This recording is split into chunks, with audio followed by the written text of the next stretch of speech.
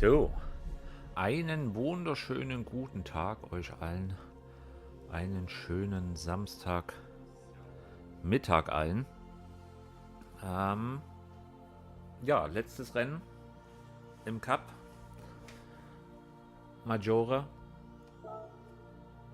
Ja, Auto ist gut, aber Strecke habe ich tatsächlich Probleme.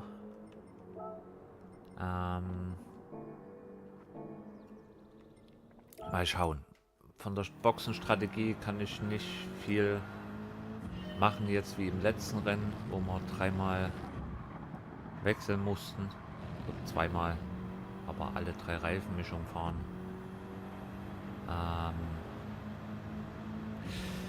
Ja, ich kann halt bloß wieder hoffen, dass vorne ein bisschen was passiert und dann vorgespült zu werden. Ich gehe mal davon aus, dass es wieder hinteres Mittelfeld wird, Startplatz. Um die 10 vielleicht. Und Minimumziel ist halt wieder Platz 8, um keine Abwertung zu kriegen. Mal eben Fernseher noch lauter machen. Ich höre nix. Chris, grüß dich.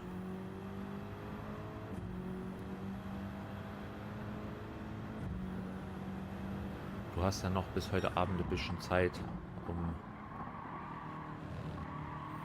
die Strecke ein bisschen zu verinnerlichen.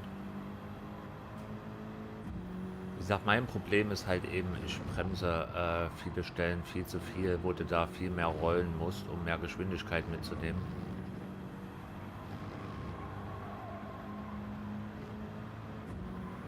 Oder wenn ich dann zu viel rollen lasse, dann kriege ich halt diese 0,5. Die muss ich halt vermeiden. Da könnte ich mir, also ich hatte jetzt vor uns bei A-Fahrer zugeguckt gehabt um 10 das erste Rennen. Solche Fehlerchen gibt es auch in den Top-Fahrern. Die muss ich halt eben vermeiden, um dann vielleicht dadurch ein bisschen Boden gut zu machen.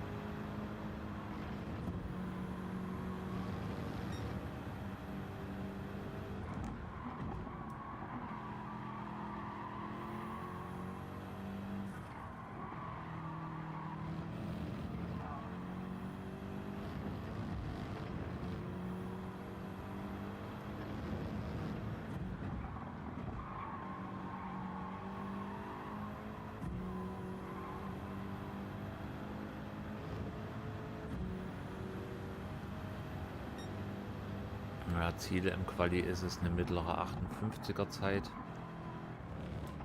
zu fahren. Im Training habe ich zwar jetzt eine niedrige 58 geschafft, aber das ist halt wieder diese eine Runde.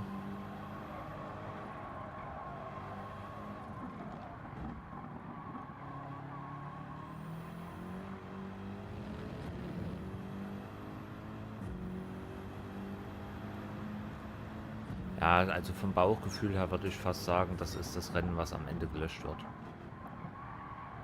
Weil hier muss er halt schnell sein, ne? Reifen, Boxenstopp ist, glaube ich, für jeden gleich. Also hier kannst du nicht taktieren, welche Reifen du als erstes fährst. Hier musst du halt schnell sein und das bin ich nicht. Absolut nicht. Wollte ich fahren und bin dann auf dem Sofa eingenickt. Ach, scheiße. Ja, letztes Rennen lag mir besser. Auch das Auto.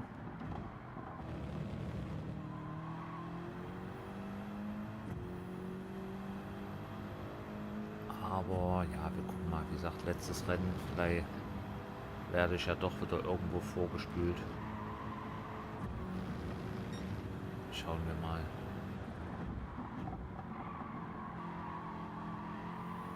Du fährst dann wieder 21 Uhr, Chris, so in der Dreh?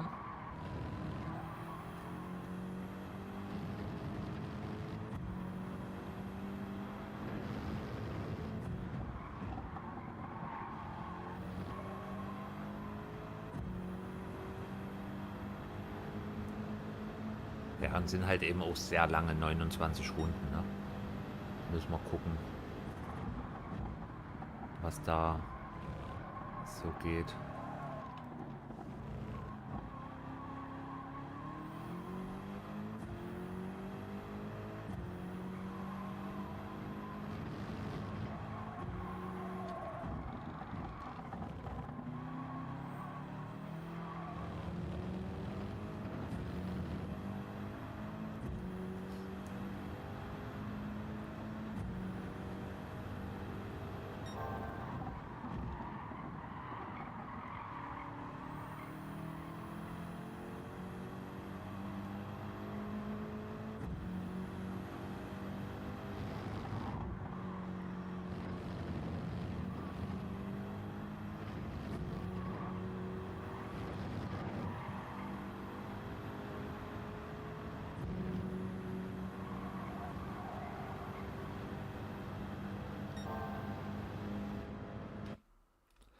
Und weg. Akku ist voll. So, was haben wir alle so? Ach, ich glaube, der Adam ist da letztens schon mitgefahren. Ein Österreicher, DK WDL 65, der kommt mir auch bekannt vor.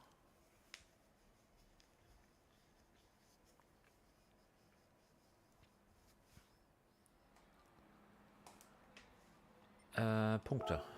78. Ja. Na, durch die dritten Plätze sind jetzt die Punkte immer ein bisschen höher gegangen.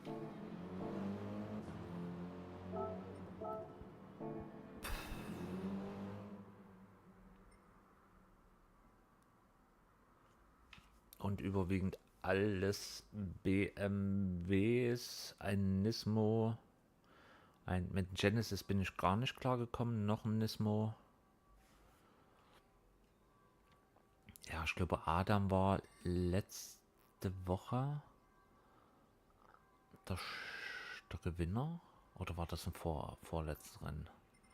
Irgendwo ist er auf jeden Fall irgendwo auf 1 rumgefahren, da weiß ich. Da hat er sich immer hin und her gewechselt.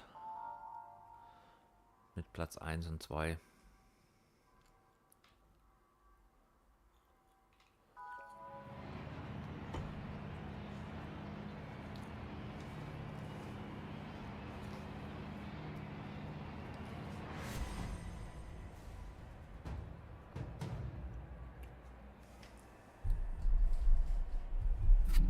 So, schauen wir mal.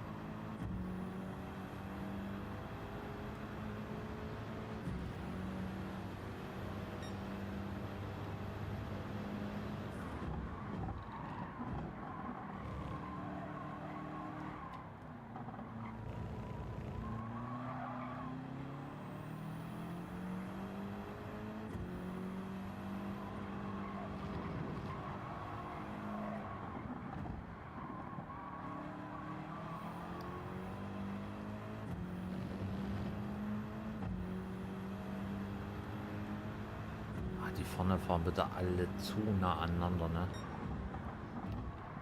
Ich werde bestimmt gleich noch auf die fahren.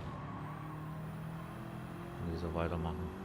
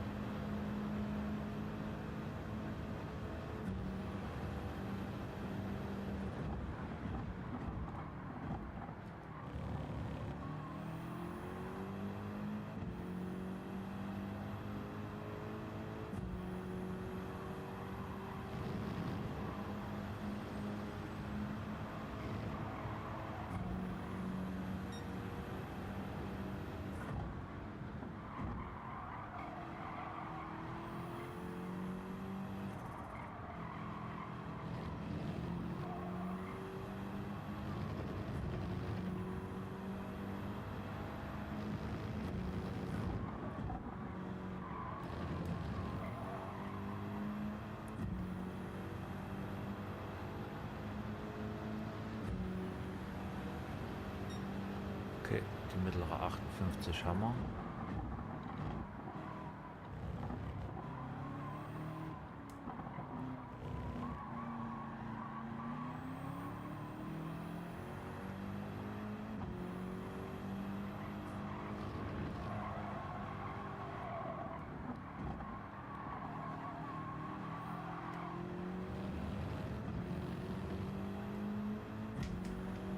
Boah, Achter.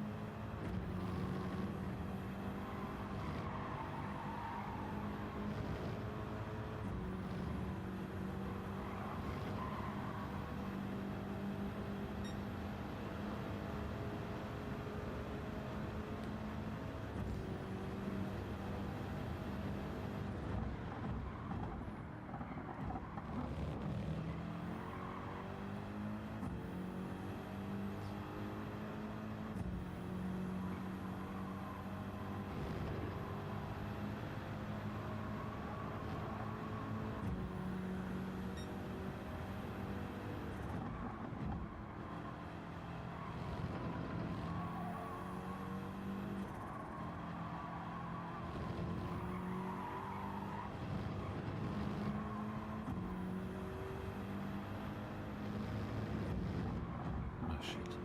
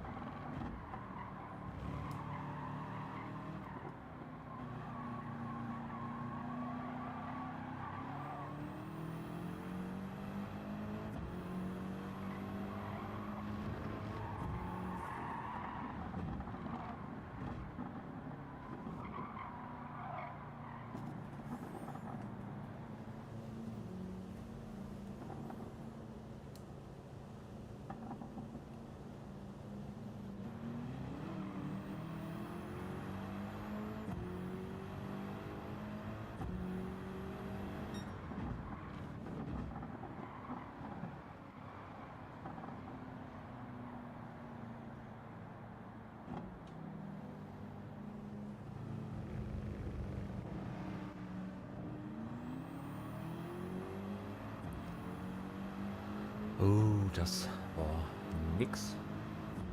Schwer. Sehr. Wie Barclay vorhin schon gesagt hat, so einen schlechten Start hatte ich schon lange nicht mehr. Von so gut wie ganz hinten.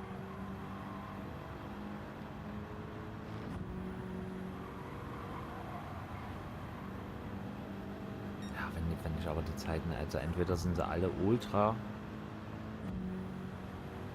56,2, da komme ich am Leben nicht hin. gesagt, der Jürgen hat eine 57,6 gefahren im Training. Das mit Ach und Krach komme ich da eventuell auch hin. Aber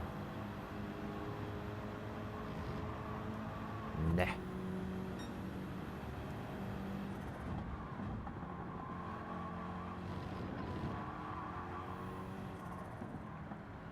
Leider nicht. Leider gar nicht. 2,2 Sekunden langsamer.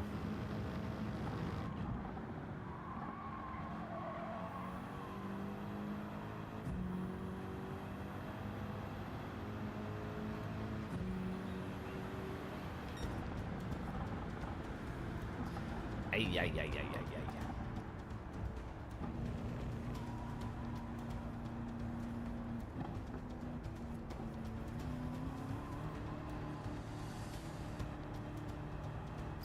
Vor allem, wenn ich das richtig gesehen habe, den Adam, wo ich vor uns gesagt habe,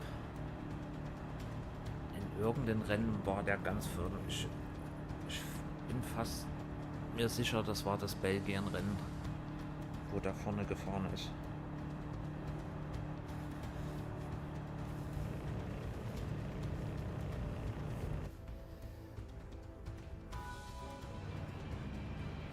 Katastrophe.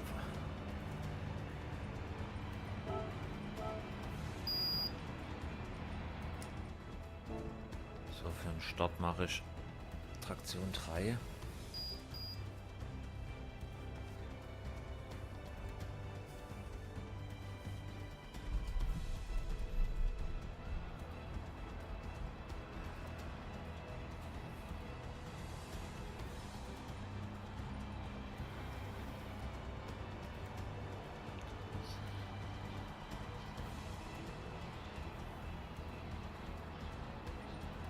Adam 349 Punkte.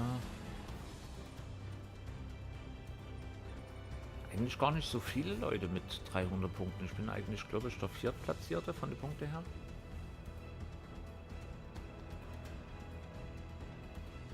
Aber halt ultra langsam hier.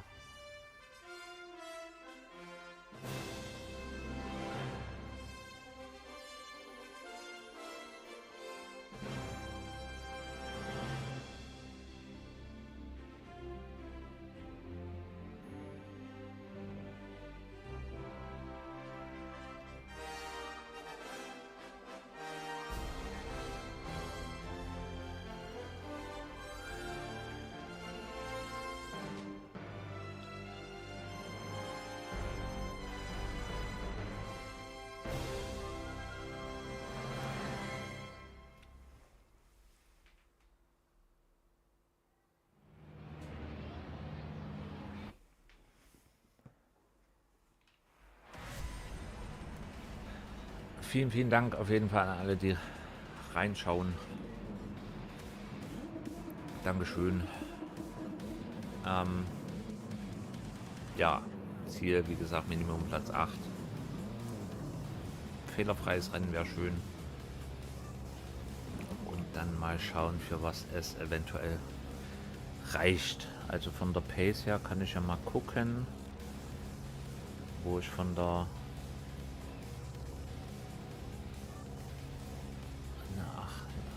was hatte ich, eine 57,9 bin ich, glaube ich, gefahren. Ne, eine 8, ach Quatsch, 58,1 habe ich im Training. Eieiei, da wäre ich überhaupt ganz weit weg. Ja, okay, da wäre ich theoretisch dann auch bloß ein Platz weiter vorne, eventuell. Hätte ich die Zeit vom Training hingekriegt. Ja, schauen wir mal. Dankeschön fürs Reinschauen und viel Spaß.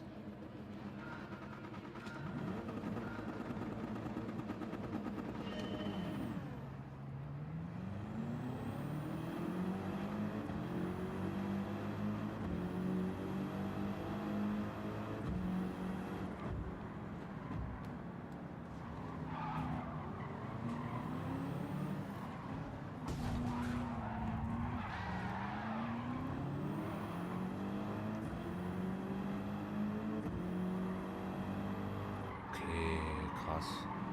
Okay. Kannst du schon wieder knicken, glaube ich. Wieder so eine leichte Touchierung bloß. 5 Sekunden.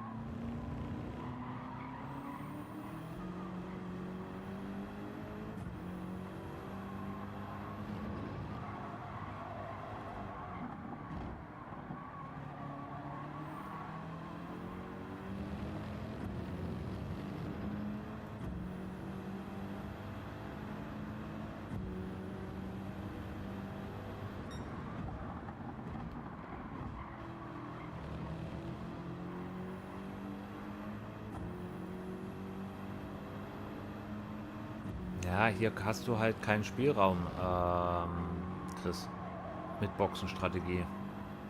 Die Reifen halten halt nur 10 Runden, ne?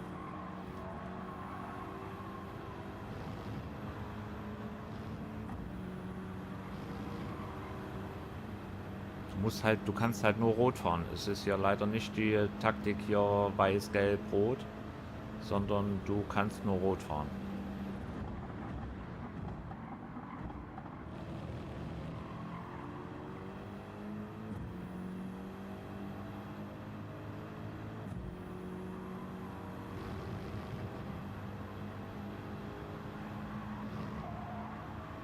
Ich bin einfach grundlegend zu langsam, das ist es halt hier. Hier habe ich leider keinen Streckenvorteil, keinen Boxenvorteil, irgendwas, hier geht es wirklich bloß, fahre schnell und da bin ich in dieser Gruppe jetzt hier gerade viel zu langsam. Die sind zwar alle da vorne, so 9 Autos, glaube ich, aber ich komme nicht ran.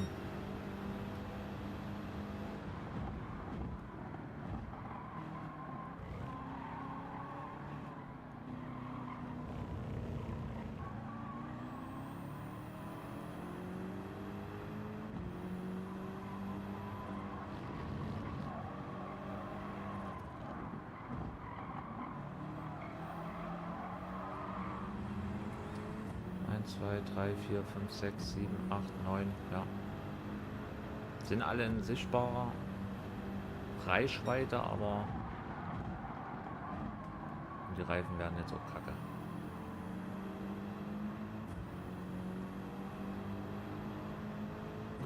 Ich kann halt bloß hoffen, dass es vielleicht welche gibt, die versuchen ein Stop zu fahren. Dass die mehr rutschen, mehr rausrutschen. Das wäre vielleicht noch eine Möglichkeit, aber ich muss irgendwo halt noch 5 Plätze abstauben, bestenfalls. Sonst ist das von Ergebnis halt nicht so geil.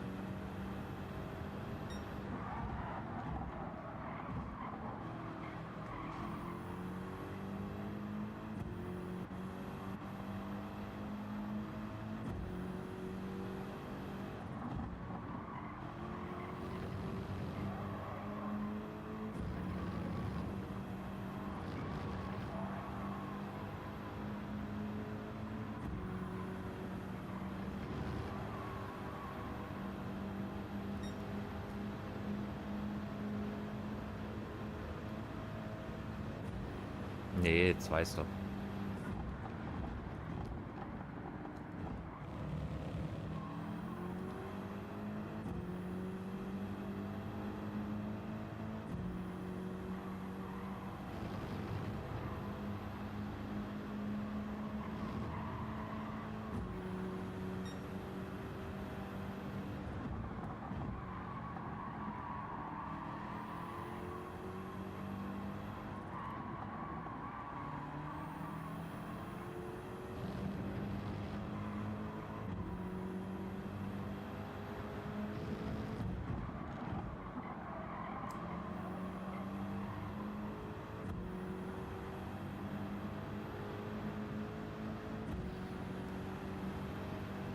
Das ist, glaube ich, zu früh, jetzt in die Box zu gehen.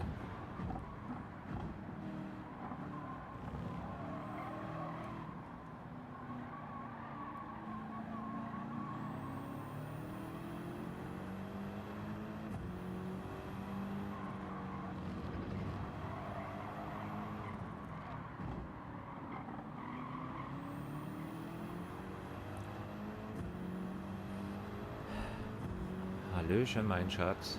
Grüß dich.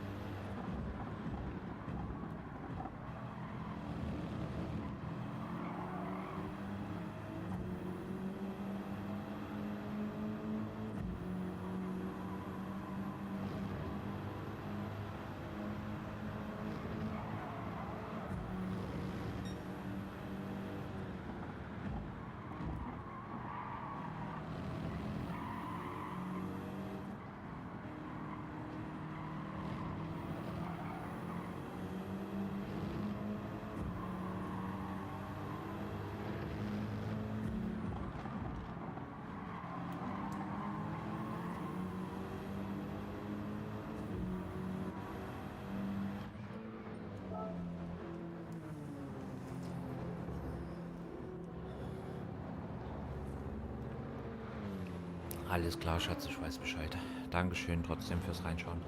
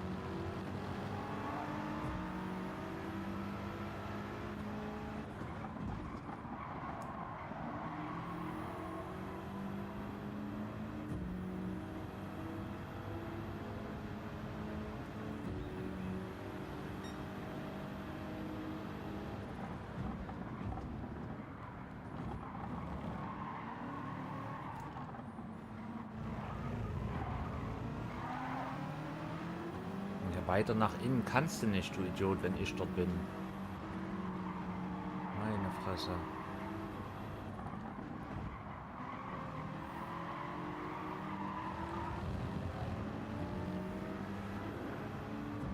Also.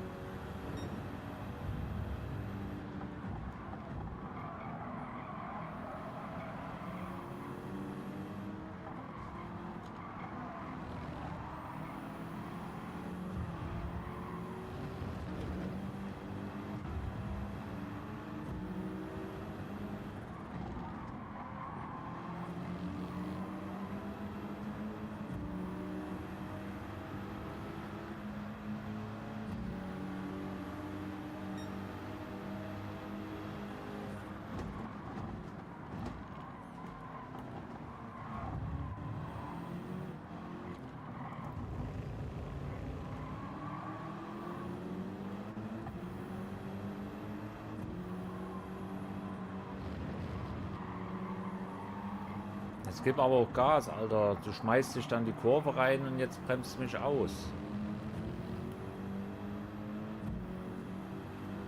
Meine Fresse.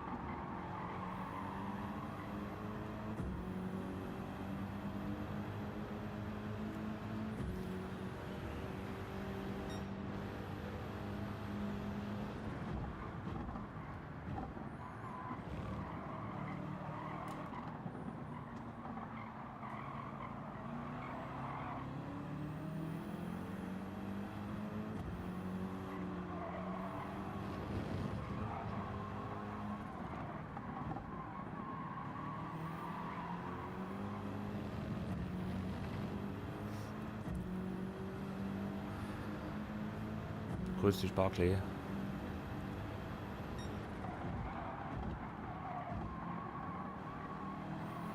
Ja, bin auch grundsätzlich einfach viel zu langsam.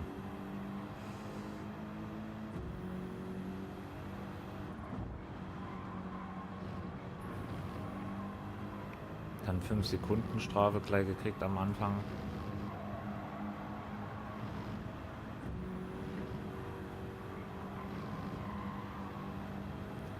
Aber mal gucken, durch den Boxenstopp habe ich jetzt ein bisschen am Boden gut gemacht. Mal gucken.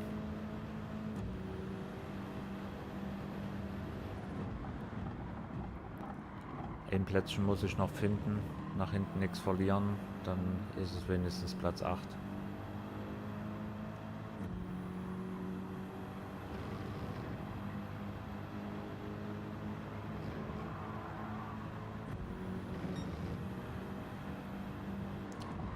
Hier in den Sektor verliere ich immer so viel.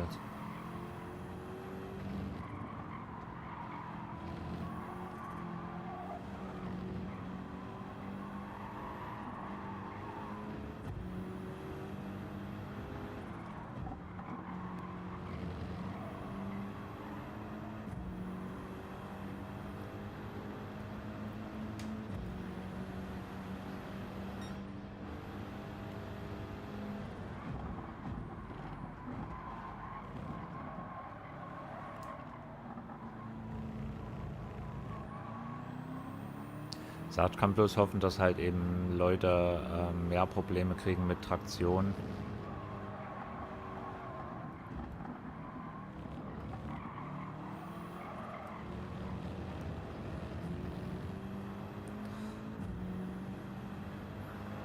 Don, grüß dich.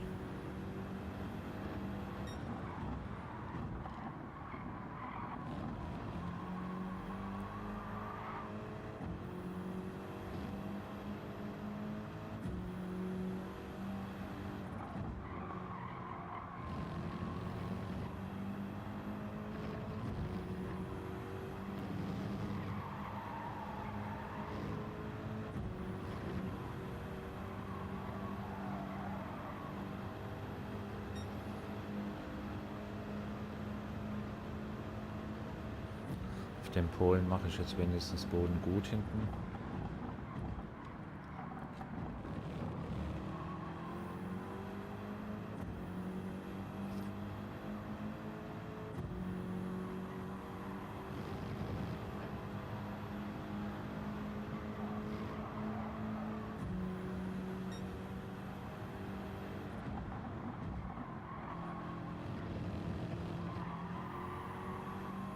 Ich glaube, der Rote vor uns beiden hier, der entweder fährt er auch einen Stop oder hat arge Probleme.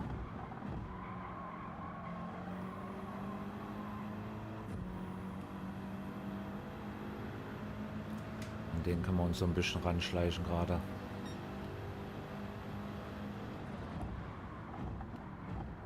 Aber wie lange will er fahren? Das ist die Frage.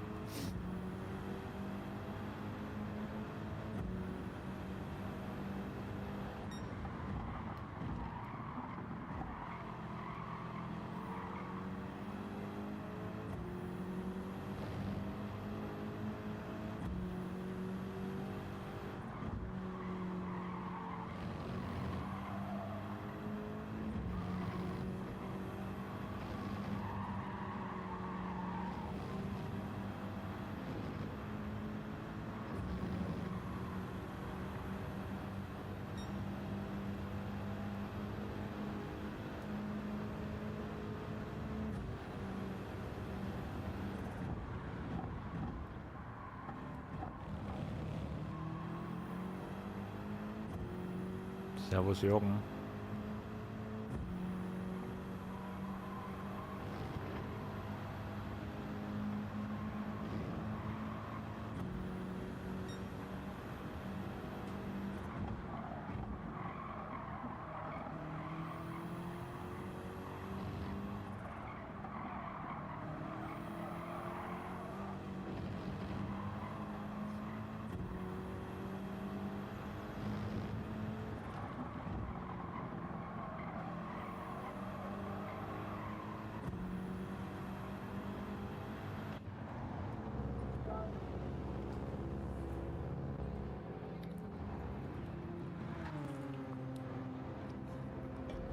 Jürgen, nee, nicht wirklich. Ich bin einfach zu langsam.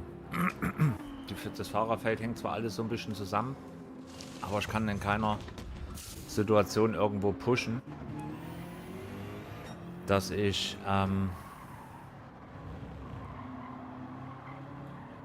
vorbeikomme. Und dadurch, dass der Boxen-Dings ungefähr auch noch identisch immer ist,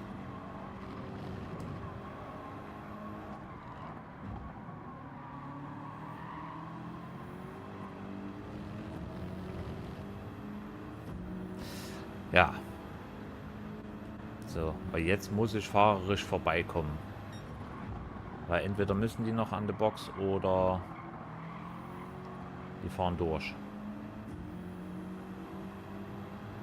Qualifying war richtig schlecht. Rennstart kleine 5 Sekunden Strafe gekriegt, weil ich jemanden angetätschelt habe.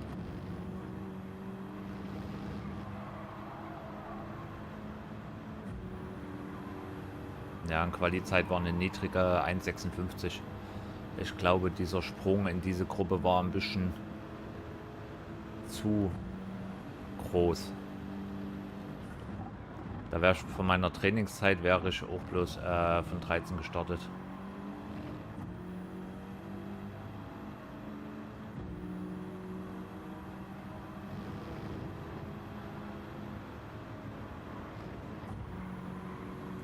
Aber mal gucken. Vielleicht werde ich ja doch irgendwie wieder vorgespült auf 8.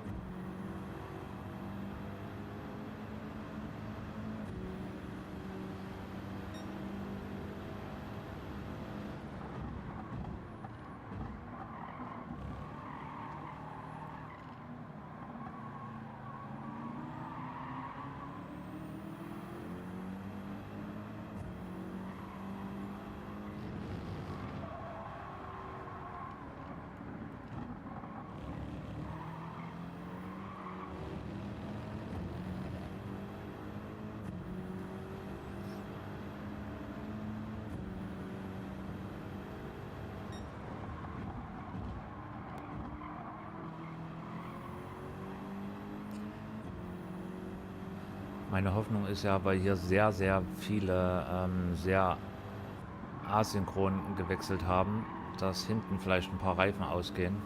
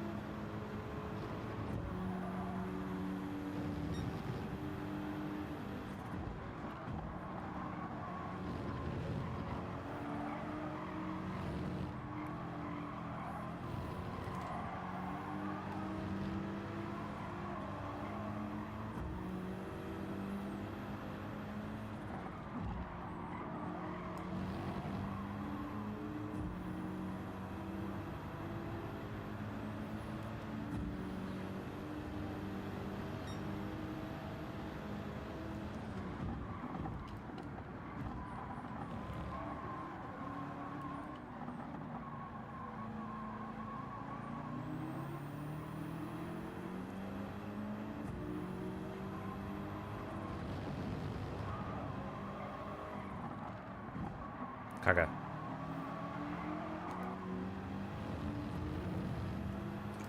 Das war dumm.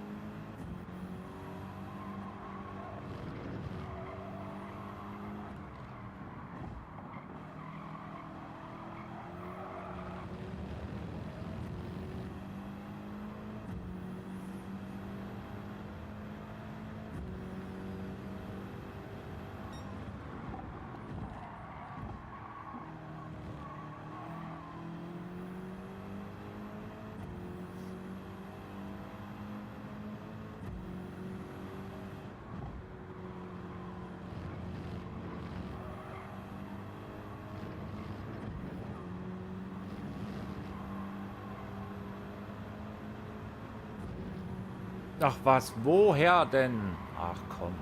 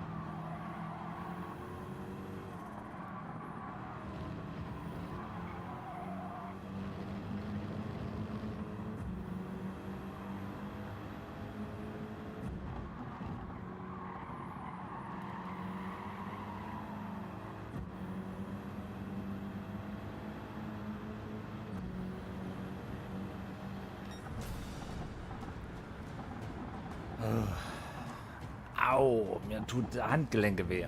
Mein Gott, über 29 Runden überall irgendwelche Zweikämpfe. Ei.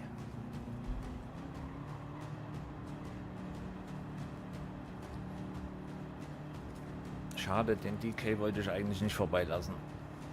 Aber der hatte hier und da immer mal Stellen, wo er schnell war. Ja, für Stadtplatz 14 doch noch das Beste rausgeholt. Ja, ich gehe mal von aus, es gab ja wieder sehr viele Leute, die sehr, sehr professionell gefahren sind, dass hier den einen oder anderen dann gab, der Schwierigkeiten mit den Reifen hatte, dann mit, ja, wie gesagt, selbst von der Trainingszeit hätte ich die hingekriegt, wäre ich bloß einen Platz vorne gewesen. Ich war grundsätzlich viel zu langsam. Viel zu langsam.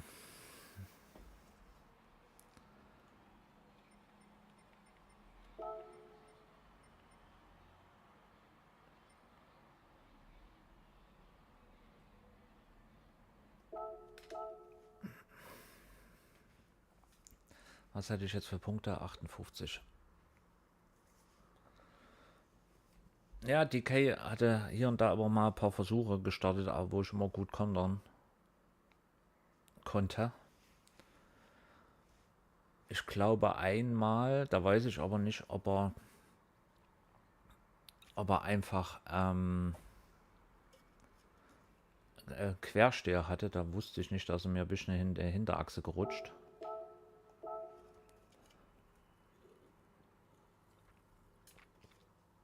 Ich glaube, der Portugiese hat echt am Boden verloren. Der war, glaube ich, vor dem Boxenstopp sehr weit vorne.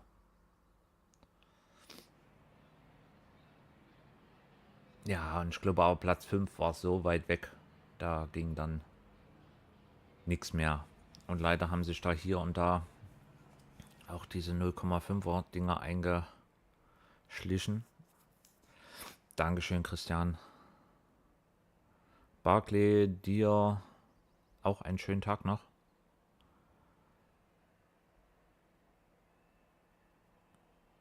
Und vielen Dank an alle, die reingeschaut haben. Ich glaube, es war hier und da so spannend, da können wir uns gerne mal die Wiederholung gleich reinziehen.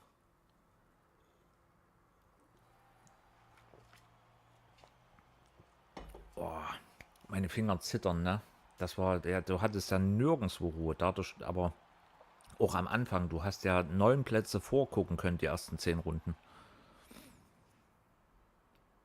Der Spanier hat mein Rennen kaputt gemacht, aber hat halt wieder weniger Punkte nächstes Rennen. Okay, aber bist nicht gerage-quittet, dass du jetzt noch weiter abrutschst, oder?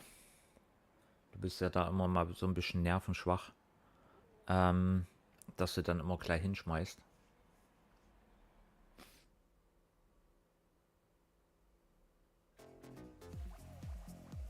Was hatte ich jetzt? 58 Punkte. Ja, da kann ich zwar leider die Steigung nach oben nicht mehr halten. Bisher habe ich mich von Rennen zu Rennen immer verbessert, aber ich sag keine Ahnung, das Auto ist gut, keine Frage, aber ich bin zu langsam und irgendwie im letzten Sektor, den Streckensektor, habe ich auch so viel Zeit immer verloren. Da bin ich wahrscheinlich wieder zu viel am Bremsen, wo die anderen nur lupfen und rollen.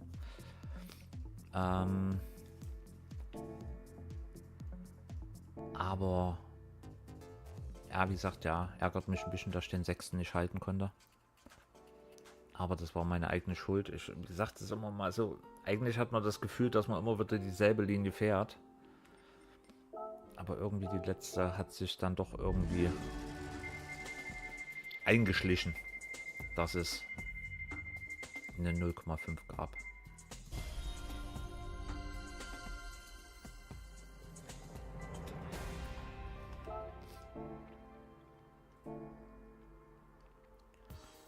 So.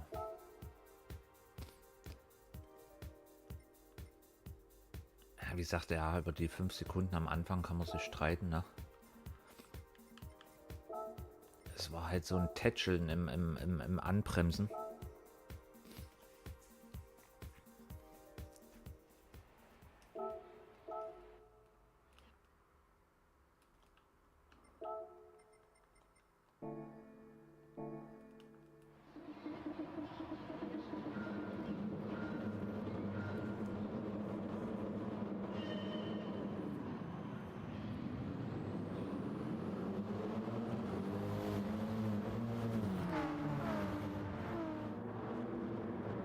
Achso, warte mal, da müsste ich vielleicht mal...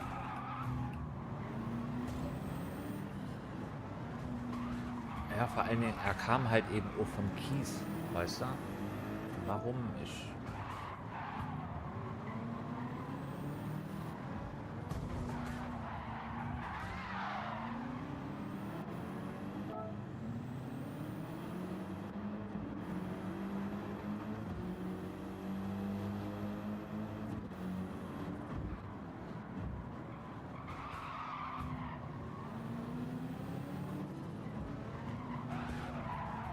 Habe ich auch Schwein, dass der Franzose mich nicht abgeschossen hat.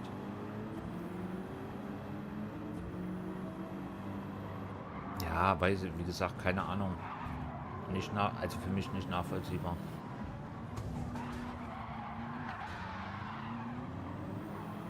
Aber gut. Ist halt Gran Turismo. Walde, Getätschel und... Tja.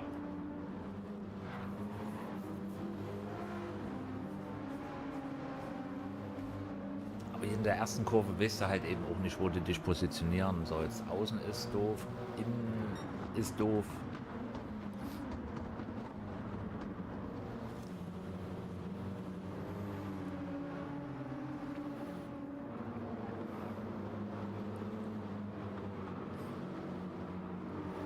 Ja, und hier gab es auch irgendwie nie einen Fahrer, den ich vor mir hatte, wo ich sage, jo, den schnupfst du.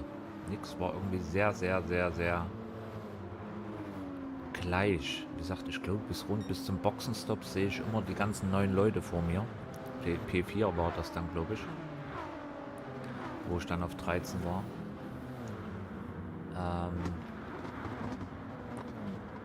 Ja, also so, außer jetzt die Top-Fahrer vorne, die waren weg, aber das ganze Mittelfeld war halt alles zusammen, ne? Alles in Sichtbarkeit, Sichtreihe, wie sagt man, Sichtweite, so rum.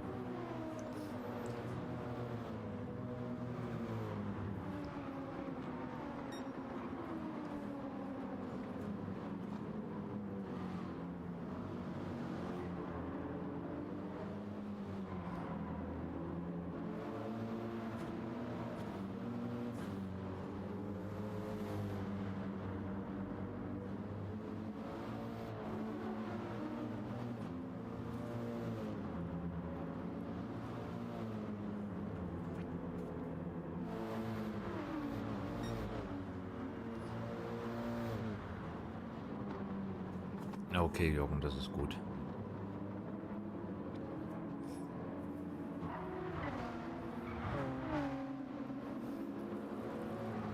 Ich glaube, Becker war dann am Ende auch ganz weit vorne.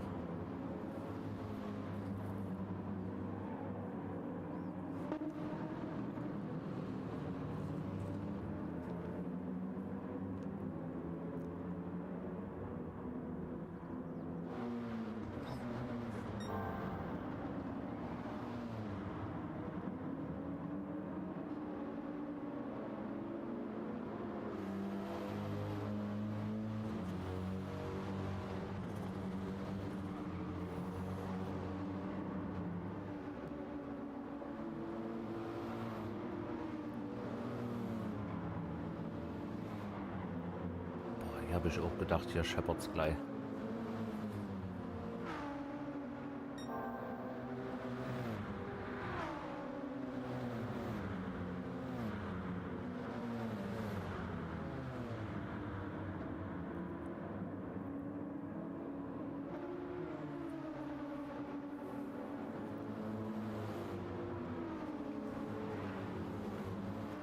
Aber auch erstaunlicherweise vor mir nicht viele gelbe Flaggen gewesen.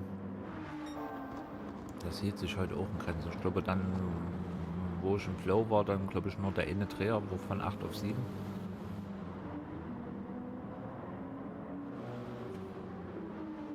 Aber ansonsten, zumindest vor mir, nicht groß irgendwas an Boden gut machen können durch Fehler von anderen. Da hatte ich eigentlich gedacht, die Einstop-Fahrer, dass die mehr Probleme bekommen.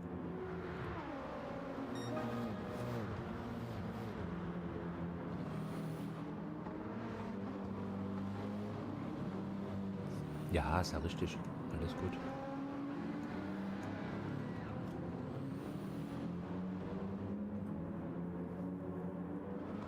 Ist halt äußerst anstrengend auf 29 Runden. Ich glaube, überall irgendwas zu fighten, entweder vor mir oder hinter mir. Meine Finger sind immer noch steif, Bremsen und Gas. Weil es halt auch ein sehr, sehr anspruchsvoller Kurs ist.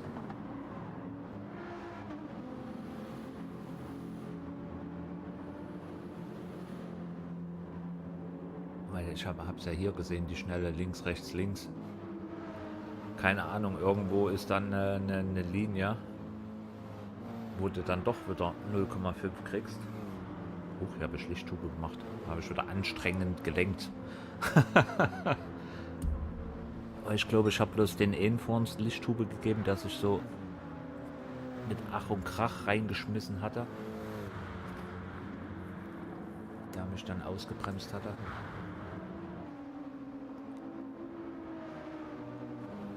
Ja. Nee, aber auf 29 Runden hier Kämpfe ohne Ende.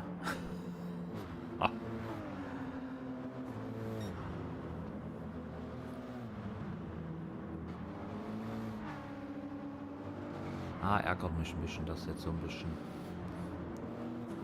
diese Bergaufspirale ein bisschen unterbrochen worden ist jetzt durch das Rennen. Und vor allem, weil es noch das letzte Rennen ist, hätte ich dann lieber letzte Woche das Rennen als Finale gehabt.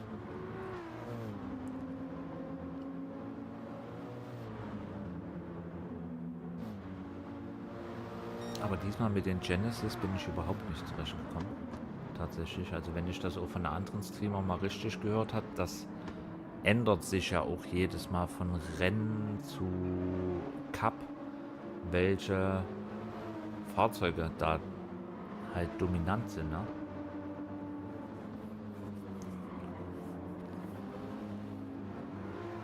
Obwohl hier auch sehr viele Geraden sind, hat mir das mit den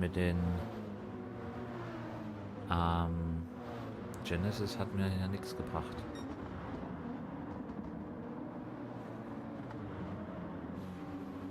Ja, na, wie gesagt, keine Ahnung. Bei dir gab es auch schon Rennen damals, wo ich hinterhergeschlichen bin. Da bist du einfach auf dem 3. Platz ohne Konkurrenz rumgefahren. Nach vorne nichts, nach hinten nichts. Weißt du noch? Du beschwerst dich wahrscheinlich dann wieder hier, ja, hier geile Gruppe, schöne Zweikämpfer, nicht abgeschossen worden oder sonstiges. Und entweder hast du wieder die Idiotentruppe oder fährst wieder auf deiner Position einsam. Aber hier war ja wirklich jede Position hart umkämpft, ne? Als würde es für jeden Dings Punkte geben. Für jeden Platz.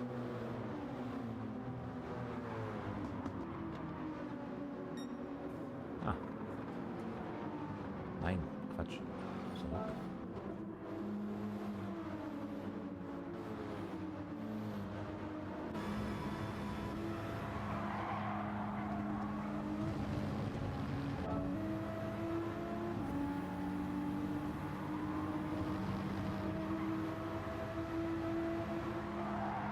Ja gut, da fährt er nicht rein.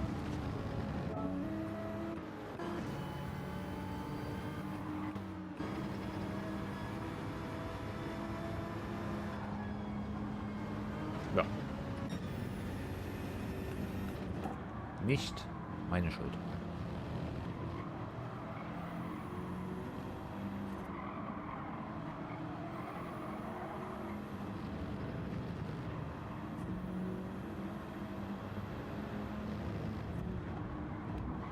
ist doch, glaube ich, jetzt auch die Dreiergruppe, wo ich dann komplett vorbeifahre nachher. Es war schon wieder von den Zweikämpfen her sehr spannendes Rennen. Zum Zuschauen bestimmt geil.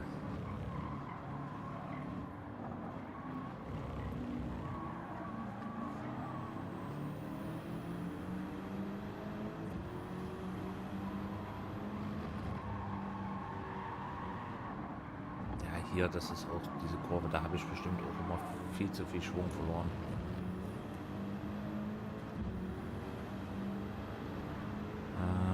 Das Rennen erwarte ich am liebsten im zweiten Rennen, wenn man flüssiger durchkommt. Ja, das Problem war halt eben hier mit flüssig, ja, von der Pace her haben wir uns alle nicht so viel genommen, ne? Also du konntest nicht sagen, dass du hier easy da so, ja, du hattest Stellen, da musstest du auf Fehler warten, dann hattest du Ecken, wo du halt schneller warst, oder hier, wo sie zu ungeduldig waren. Hier habe ich ja, glaube ich, mehrere aussteigen lassen, jetzt den Berg runter, wo ich dann innen einfach wieder reingerutscht bin dann, weil ich viel weiter drinne gefahren bin. Und ja.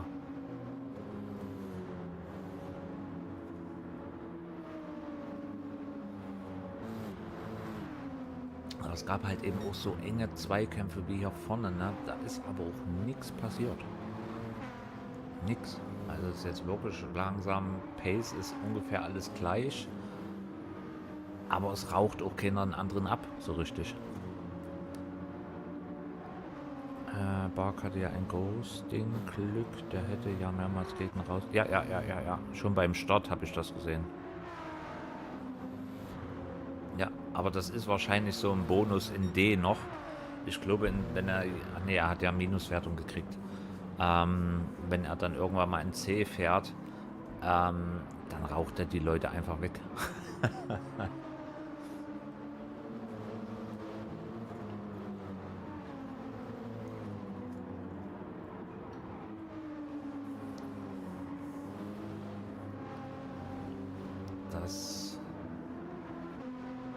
Ja.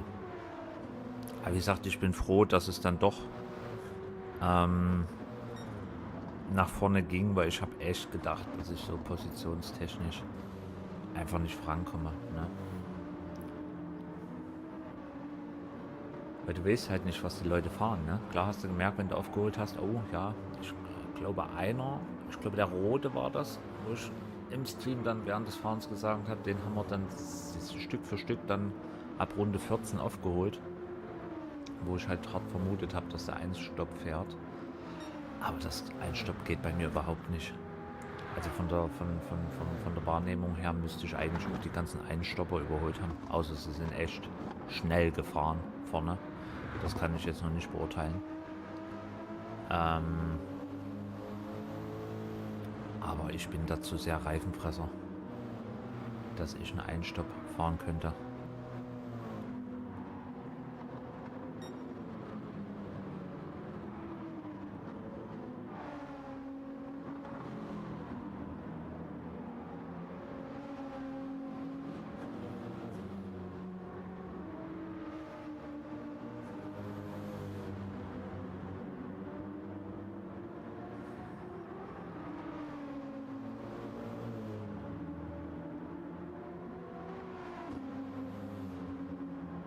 DK war aber auch ganz weit vorne mit dabei vom Boxenstopp, ne? Es gab jetzt dann auch vorne, glaube ich, welche, die schon ab Runde 8 reingefahren sind, ne? Da steht jemand. Ich glaube, der war vor mir dann schon wieder entghostet. Der Österreicher.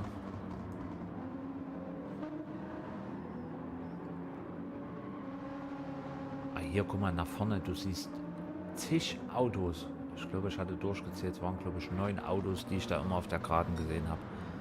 Also, Top-Platzierung echt in Sichtbarkeit. Aber irgendwie hast du dich nicht so durchräubern können. Das ging dann wirklich erst los, wo wo jeder Einzelne dann in die Box gegangen ist. Ne? Mir fehlt am Ende auch immer mal so eine Aufschlüsselung, Strafen und sowas. Könnt mich auch korrigieren, wenn es das irgendwo gibt, wo man dann sieht, vielleicht Boxenstrafe oder bei mir halt eben 5 Sekunden.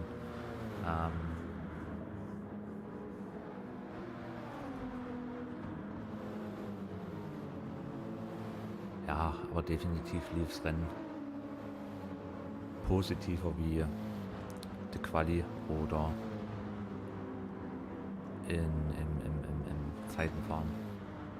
Da fehlt mir immer noch einiges.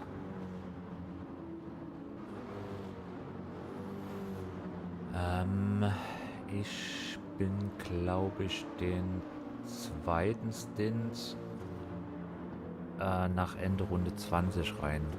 Ich glaube, den ersten, oder hatte ich beide? Auf jeden Fall habe ich mehrere Autos vor mir. Ich glaube, jetzt beim ersten Boxenstopp, da waren die dann unmittelbar so nah vor mir. Ja, ich glaube, das ist die Gruppe, die vor mir, da komme ich so unfassbar nah dann, dass ich gesagt habe, nee, jetzt gehst du schon in die Box aus. War, glaube ich, von Runde 9 zu Runde 10, also Ende Runde 9. Ich glaube, ich habe bei beiden Boxenstops immer auf den Verkehr geguckt. Wenn ich mich recht entsinne. Und ich glaube, ich bin dann auch durch den früheren Boxenstopp an denen vor mir vorbeigekommen.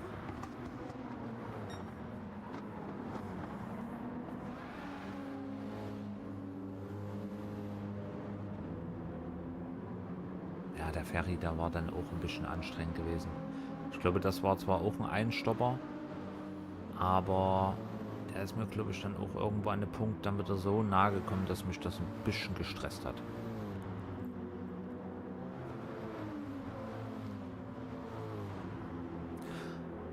Also Barclay ist nicht mehr dabei. Jürgen, hast du dann jetzt eigentlich Informationen, wie es weitergeht, oder ist das jetzt durch mit den Cups? Wahrscheinlich, ne? Weil die Finals sind ja dann erst jetzt noch demnächst.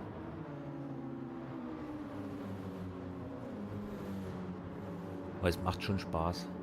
Kann man nichts sagen.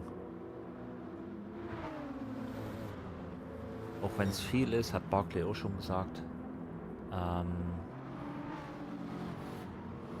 dass mittwochs und samstags, vor allem jetzt mit diesen neuen Zeitfenster, das halt bis 14 und dann erst ab 19. Bei mir hat dieser 16 Uhr Stint auch besser gefallen.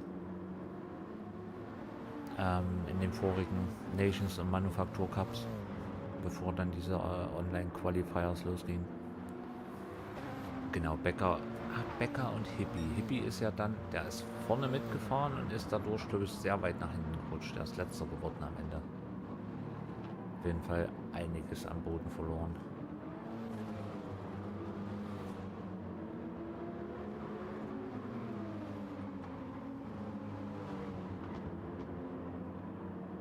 Genau, jetzt tummelt es sich so ein bisschen vor mir.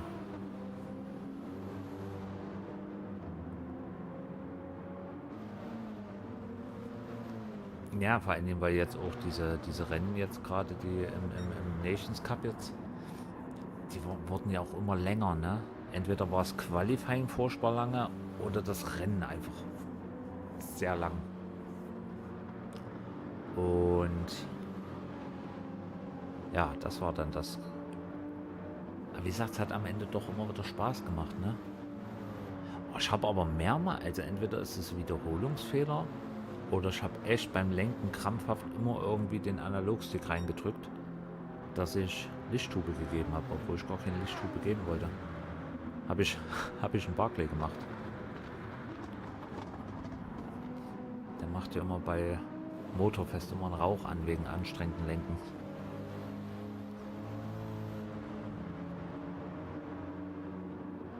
Ja, müssen wir mal schauen. Ende des Monats kommt ja dann Formel 1 raus noch. Mal gucken, wie das jetzt läuft oder ob die noch einen Cup zwischendurch machen. Ja, und wie gesagt, ich glaube, jetzt ist das hier vorne so eng in Nismo und ich gehe an die Box jetzt aus der Gruppe. Ja, das geht jetzt, glaube ich, die zwei Schwarzen fahren weiter. Das war mir einfach zu heiß. Da habe ich mir gedacht, Undercut. Warum habe ich eigentlich dieselbe Boxencrew wie Barclay? Ich habe gedacht, so ein Barclay-Ding hier, die Deutschland-Lackierung.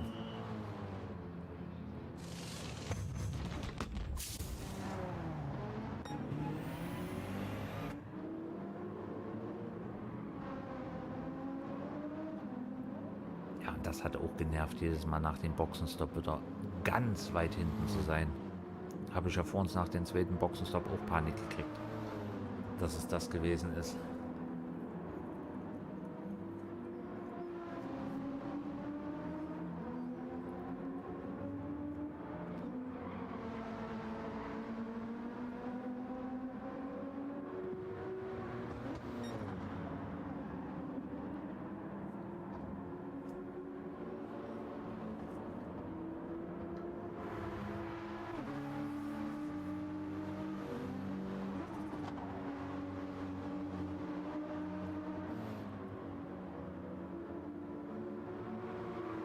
Ja, aber von der Theorie her, Jürgen, können die es wirklich so machen. Hier wie ein Summit, immer die Woche einen Termin.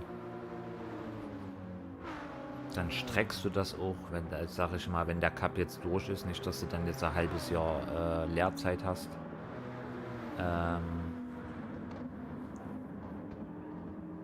Das könnten sie schon. Aber wie gesagt, ich habe kein, ja, da weiß ich auch nicht, was er gemacht hat. Ja, weil macht schon Gaudi. Das hier so der Cup.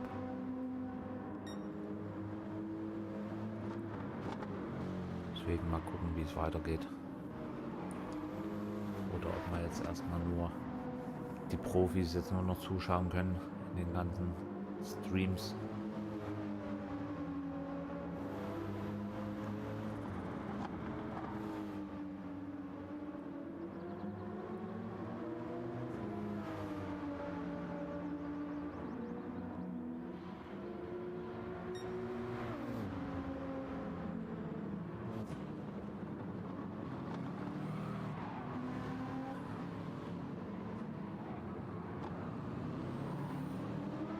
Ach ja, das war der das jedes Mal nicht gecheckt hat, dass ich neben ihm bin.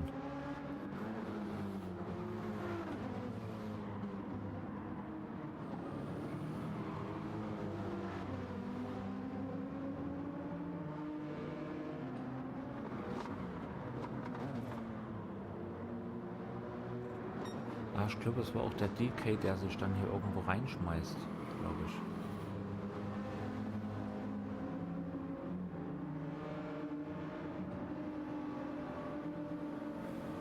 Gab schon einige Situationen, wo ich gedacht habe, oh jetzt schmeiße ich es weg irgendwie oder wird da irgendein angeditscht oder so.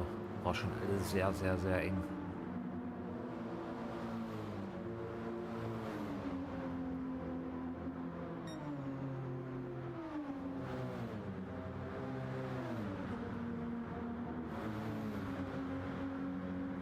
Naja, kam ja dann noch der vierte dazwischen.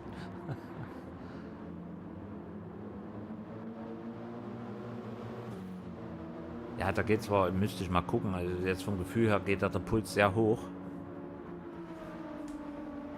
Aber es macht schon Spaß so zu fahren. Jürgen, ich danke dir vielmals. Lasst es euch schmecken und liebe Grüße an die Frau Gemahlin. Und viel Erfolg nachher noch, wenn du fährst.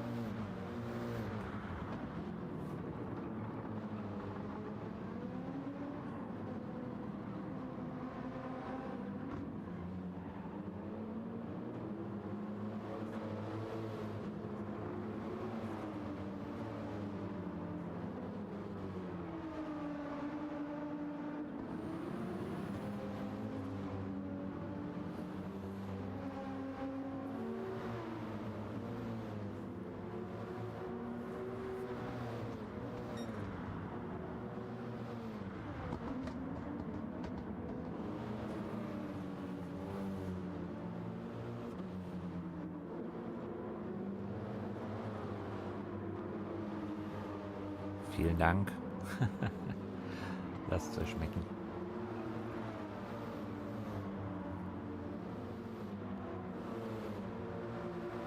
Na, da hat er sich auch 0,5 eingesammelt. Ist halt eben doof. Ja, ich habe die ganzen Namen ausgestellt, weil die irritieren mich immer bei den Bremspunkten, wenn du da so viele Autos vor ihnen hast. Dass du da wenigstens nicht Strafenhinweis irgendwie kriegst. Weil das kriege ich halt eben überhaupt nicht mit.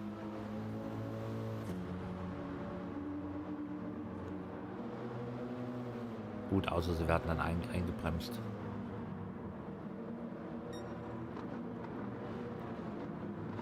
Hallöchen, mein Schatz.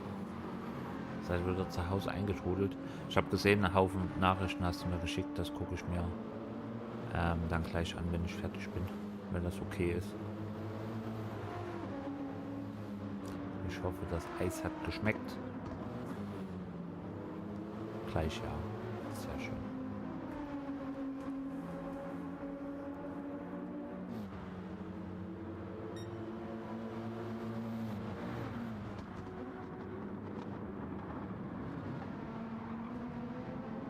Nee, es war doch der Österreicher, der sich da reingeschmissen hatte.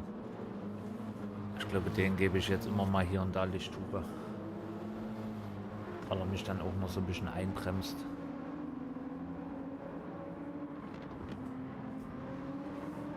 Wie gesagt, vorbei quetschen, alles schön und gut, aber er muss auch wegfahren. Und nicht mich dann aufhalten, weil dann die Lücke zu den Nismo doch ein bisschen größer geworden ist.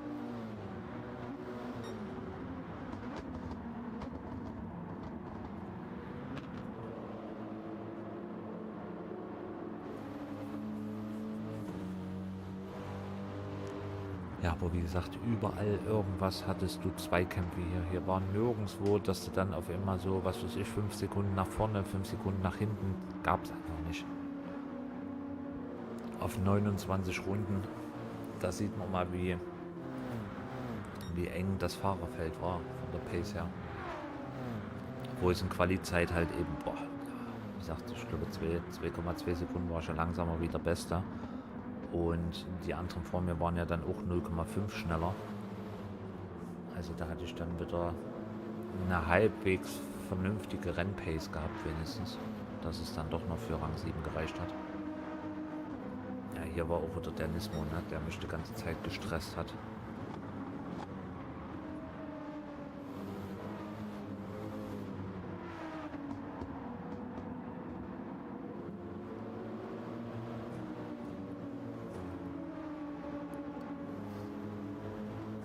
Diese Situation immer, wenn du 10., 11. warst oder so. Ach ja, hier habe ich ja jetzt alle 3 geschnappt.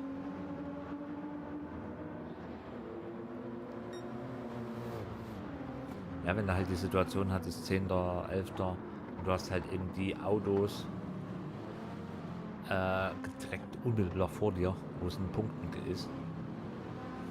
Ja, oder auch hier diese Situation, ne? Ich habe die jetzt alle geschnappt, aber so richtig weg komme ich auch nicht. Also, dass du sagst, so, jetzt hast du frische Luft, jetzt kannst du Gummi geben. Also die hingen wie so ein DRS-Zug bei der Formel 1, die hingen alle am Hintern. Ich glaube erst, wo DK dann hinter mir ist oder vor mir ist, dann ging so die Lücke ein bisschen auf.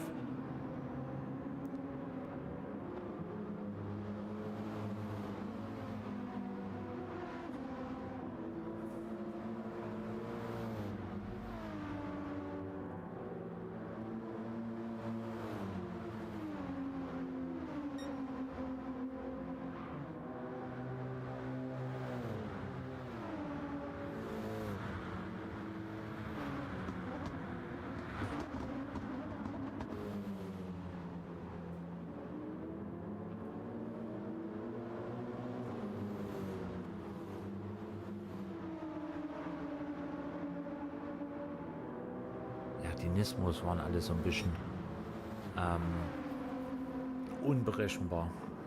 Grüß dich, Lars. Rennentwicklung, ja, positiv. Qualifying, meine Pace war Grütze gewesen. Aber 7. Platz ist es geworden am Ende. Ganz knapp hinter. Der 6. hat mich dann noch geschluckt, weil ich dann noch der 7. hat mich dann noch eingeholt, weil ich eine 0,5 gekriegt habe. Das ist jetzt, glaube ich, jetzt hier auch so der Zweikampf, der sich so bis zum Ende zieht mit DK. Ja, Rennergebnis vollkommen in Ordnung. War dann doch von der Pace her besser, aber es ist halt sehr, sehr enges Feld gewesen. Am Anfang 5 Sekunden gekriegt, weil es sich halt alles gestaut habe. So einen kleinen Ditcher habe ich jemandem gegeben. Zack, 5 Sekunden. Hier und da leider auch wieder zu viele. Für mein Gefühl 0,5 Strafen, weil Kurve anders angefahren wie die Runde vor. Aber wie gesagt, ultra spannendes Rennen von an. Ich glaube, wie gesagt, es gab hier keine Runde in den 29 Runden, wo keine Zweikämpfe stattgefunden haben. Egal, ob nach vorne angegriffen oder nach hinten verteidigen müssen. Ja, also aus Zuschauersicht echt spannendes Rennen. Und ja, fahrerisch sehr anstrengend.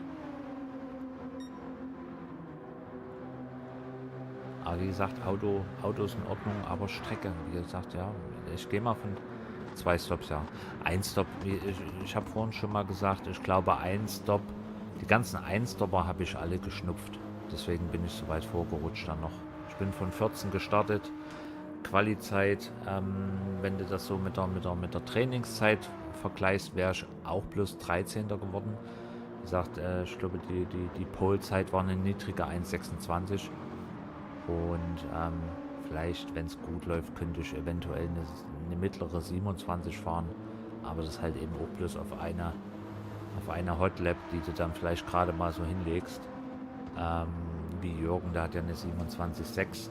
Das denke ich mal ist auch so der eine Zufallstreffer, den er aber wahrscheinlich im Rennen auch nicht abrufen kann. Oder im Qualifying. Ja.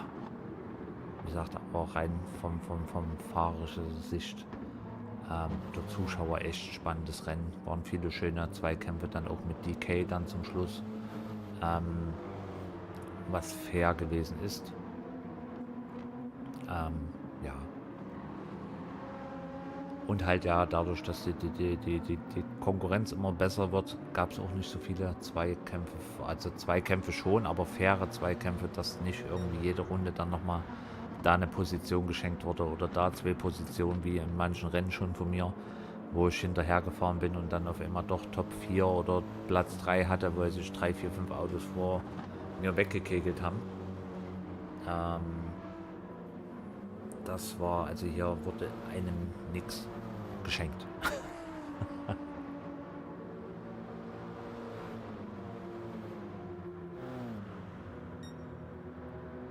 Ja, und hast halt eben auch Boxenstopp-mäßig keinen großen Spielraum, ne? Wie jetzt zum Beispiel im letzten Rennen, wo du mit Weiß, Rot, Gelb pokern kannst. Hier ist es halt wirklich bloß, wann holst du deine Roten. Und ich habe, glaube ich, immer auf die Konkurrenz reagiert vor mir.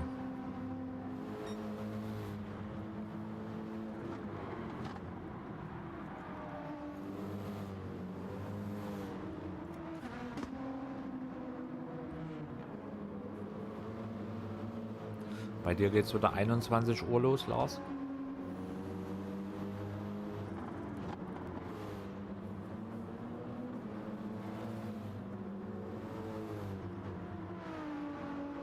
Und natürlich auch nochmal vielen, vielen Dank an alle Zuschauer, wenn es euch gefällt oder gefallen hat.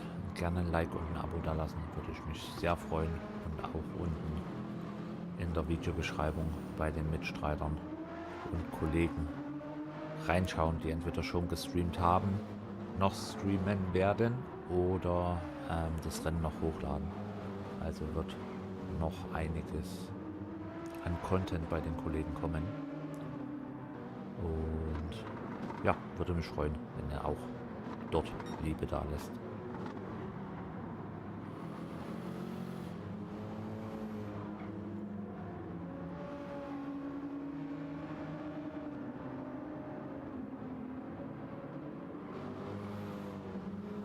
Ja, und hier glaube ich jetzt auch dann Runde 20. Vor allem, das kriege ich beim Fahren gar nicht mit, wie oft ich Lichttube betätigt habe. Ne?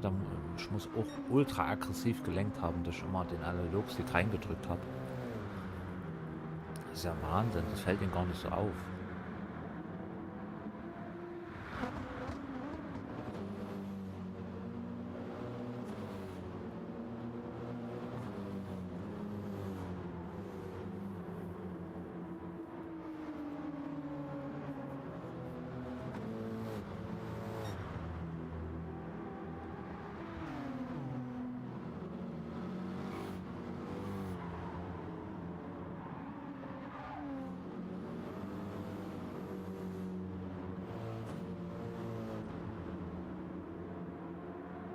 Ja, und hier hatte sich das Fenster so ein bisschen nach hinten aufgemacht, dass ich dann ein bisschen wegkam.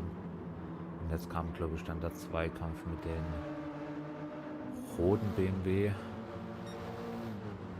Das war, glaube ich, der Einstopper.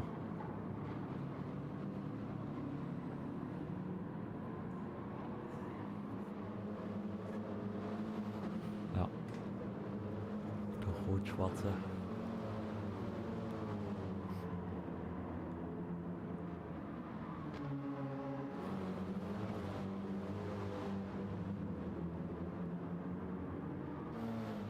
Oder warte mal, nee, Quatsch, das war der.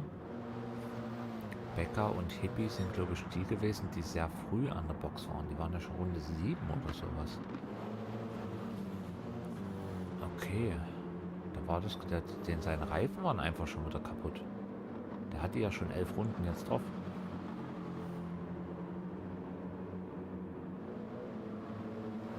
Wenn ich mich jetzt recht erinnere. Weil der war turbo langsam. Da hätte ich eigentlich eher gedacht, dass der die 1-Stop macht. Ah, stimmt, der war mit bei den Zween dabei, die das ultra früh in die Box gegangen sind. Der hat eventuell dann 3-Stop versucht, keine Ahnung.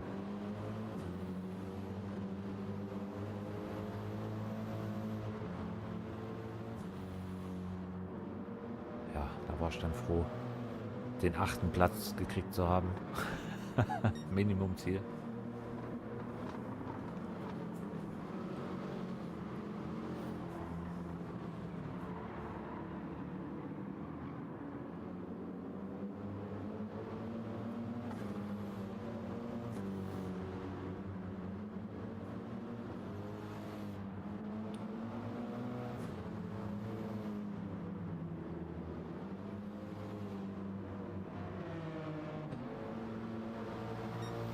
Becker und Hippie gehen jetzt schon wieder an die Box.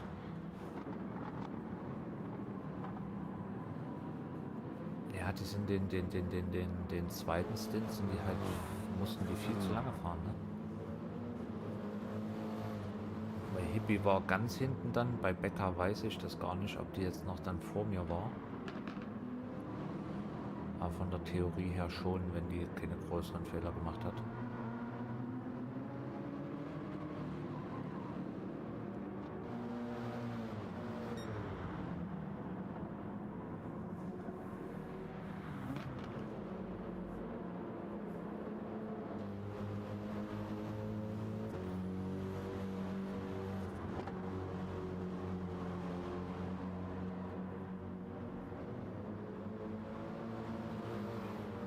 Beim Zuschauen dauert das ja auch ultra lang. Ne? Also es ist nicht bloß vom Fahrgefühl ultra lang, selbst als Zuschauer ist das ewig lang. Mein lieber Schwan.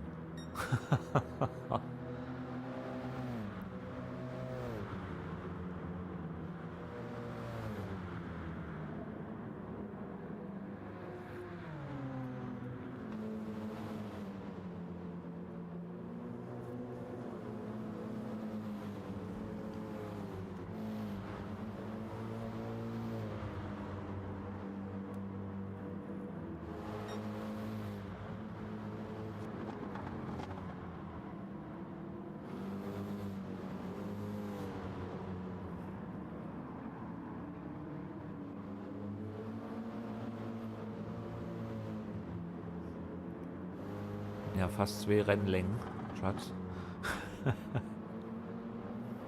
Ist wenigstens alles okay?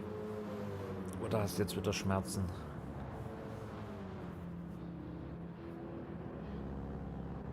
Ja, doch Ende Runde 19 reingegangen.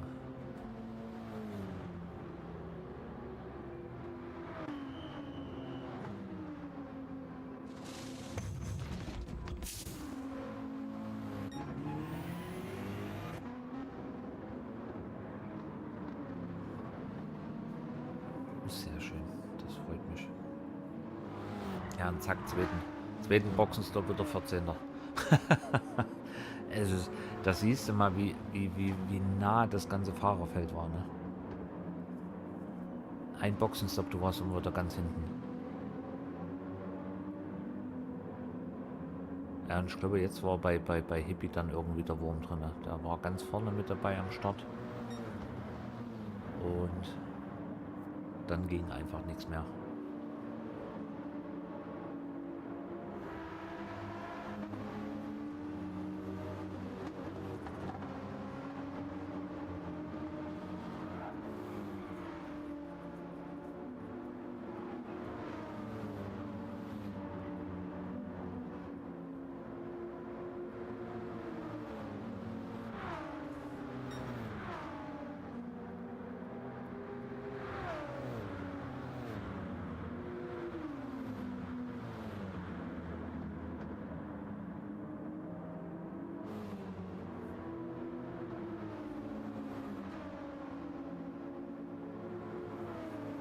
Okay, alles klar, Schatz.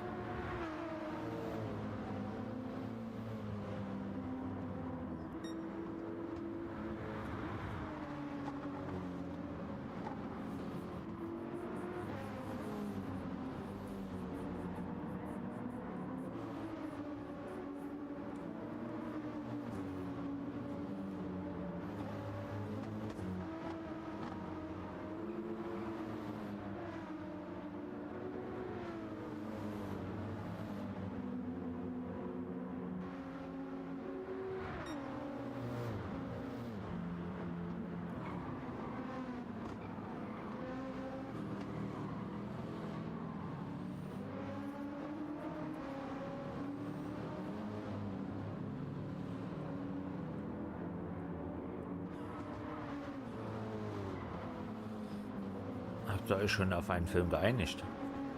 Oh, warum juckt meine Hand jetzt so, Mann?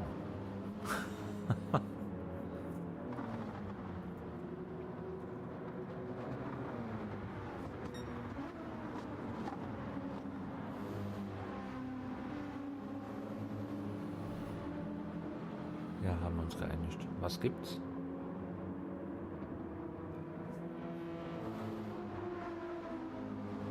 Ja, und durch den Boxenstopp habe ich jetzt auch die Kay erstmal geschnupft.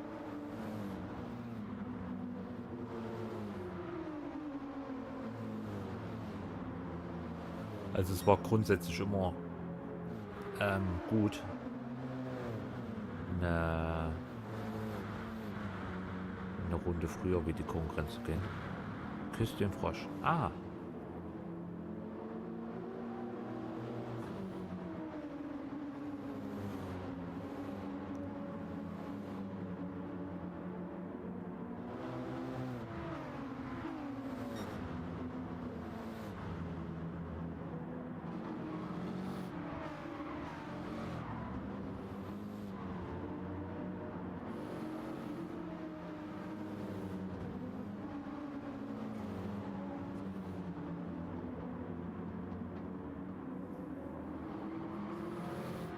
Ich glaube, viele Überholmanöver von anderen konnte ich irgendwie gleich wieder kontern. Eigentlich hieß es, Anna und Elsa haben schon 1000-mal geguckt, deswegen habe ich Küss den Frosch vorgeschlagen, waren sie einverstanden. Sehr schön. Küss den Frosch ist auch ein schöner Film.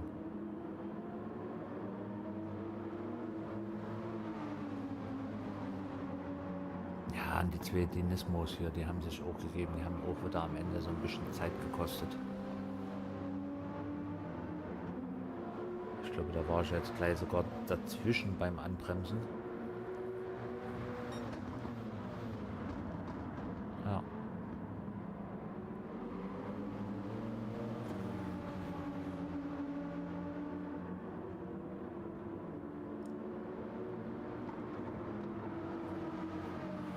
tatsächlich ist überall das aufgegangen, wo ich mir gedacht habe, scheiße, jetzt bleibst du. Jetzt hältst du dazwischen. Ist zum Glück alles gut gegangen. Habe mich immer gut positioniert. Ich glaube, ihn hatte ich jetzt auch aussteigen lassen.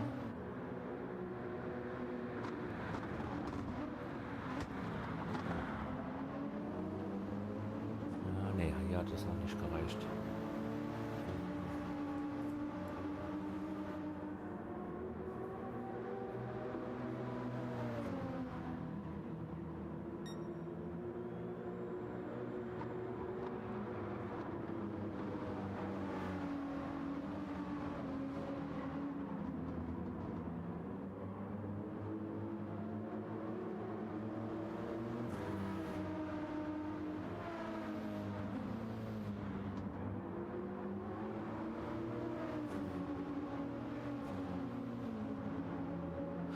Okay, der Ferry ist dann in die Box gegangen, deswegen war dann DK vorbei. Schade. Ja, für DK lief es dann auch gut. Ne? Ich hatte immer so gedacht, ja, immer mal, wenn du ihn überholt hast. Ich glaube, bei den Polen war es genauso, wo ich schon gedacht habe, jo, gut.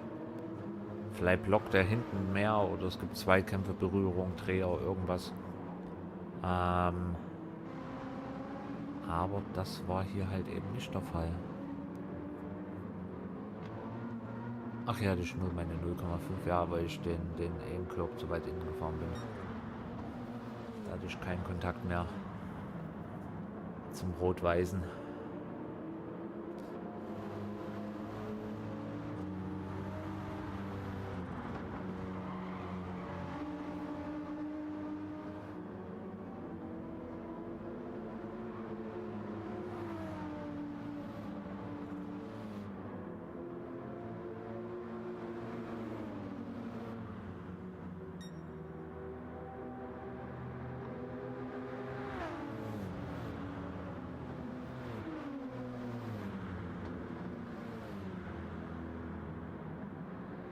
Ja, hier konnte ich DK jetzt wiederholen.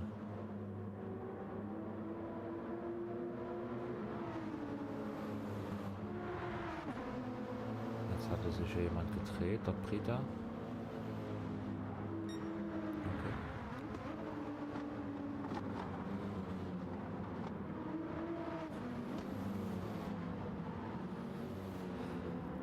Ja, aber DK hatte halt auch die Runde frischeren Reifen, deswegen auch vielleicht ein Grund, auch wenn er wahrscheinlich auch viel schneller gewesen ist wie ich von der Zeit her. 58, 57.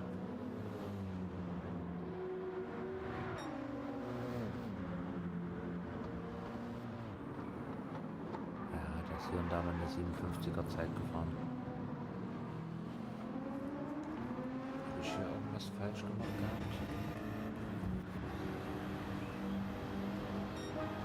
Ne, der ist einfach bloß. Ja. Da wollte er einfach zu viel.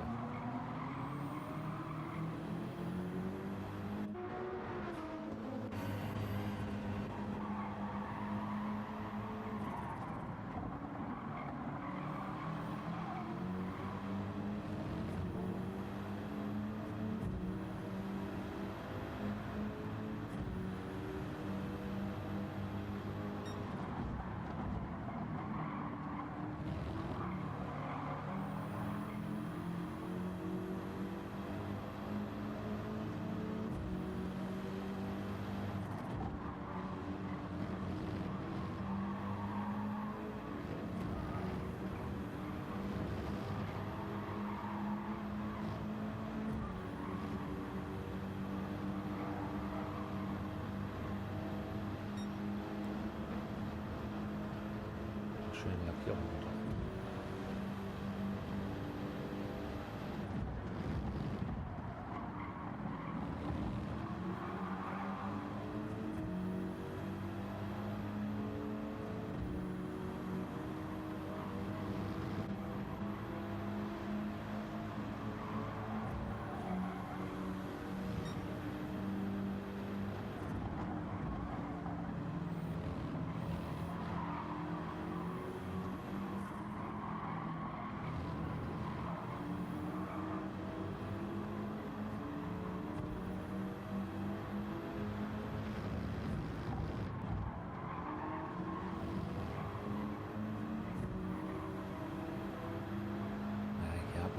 gefühlt zu wenig Schwung mitgenommen. Startzieher.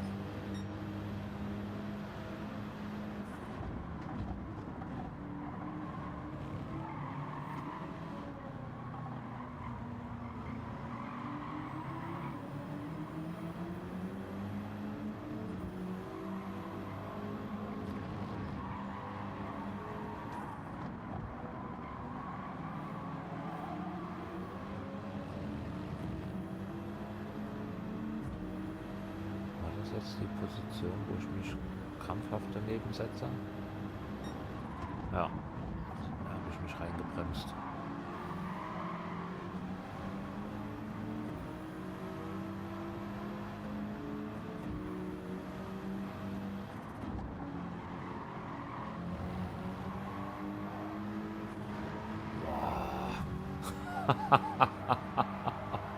Okay, ist schon geil. Ist schon geil. Hättest du da noch irgendwo eine kleine Ecke vom Auto erwischt, dann wäre ich weg gewesen. Ja,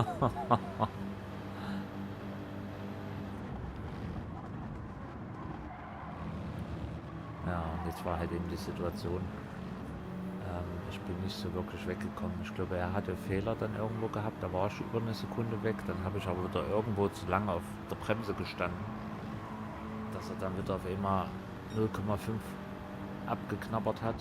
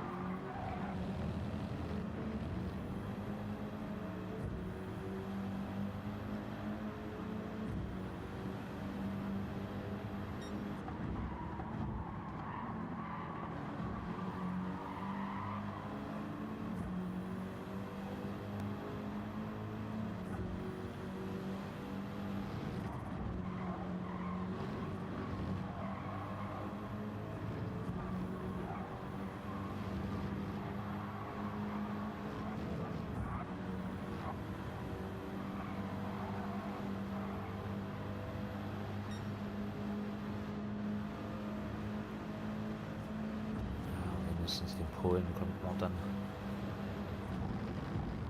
etwas abschütteln.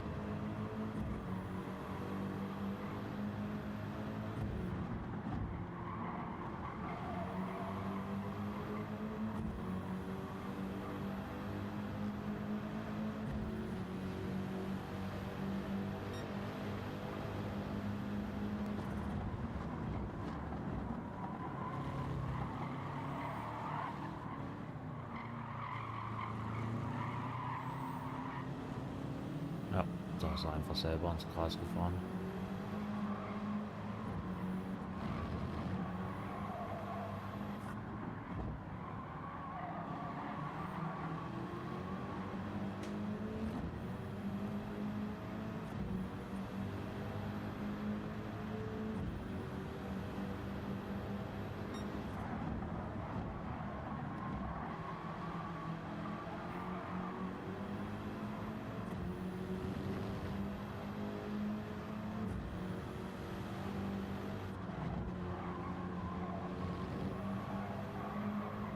Wunschdrache. Okay. Sagt mir gar nichts.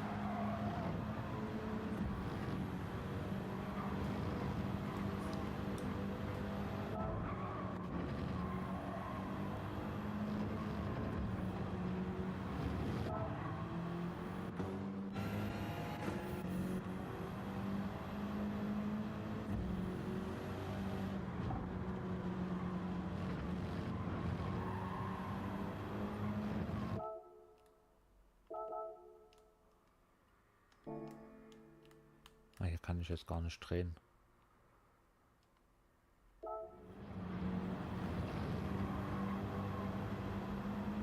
Weil ich da scheinbar ein bisschen von der Dings abgerutscht bin, Innenseite. Wurde das als Strafe gewertet.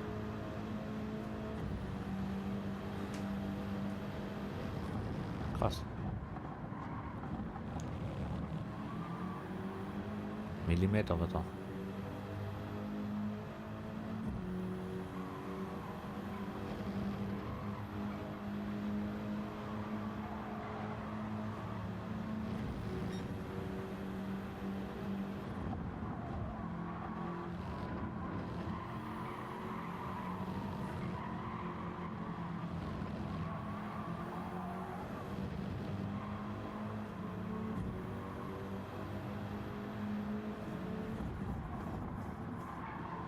Eine 57,6 war seine Bestzeit.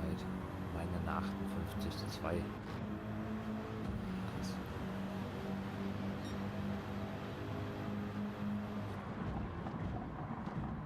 Ja, ich gehe mal von außen in den Positionen, wo er überholen kann, war ich dann halt wieder in Anführungsstrichen zu gut oder habe mich gut positioniert. Ich glaube, hätte ich die Strafe nicht gekriegt, hätte er mich auch nicht bekommen.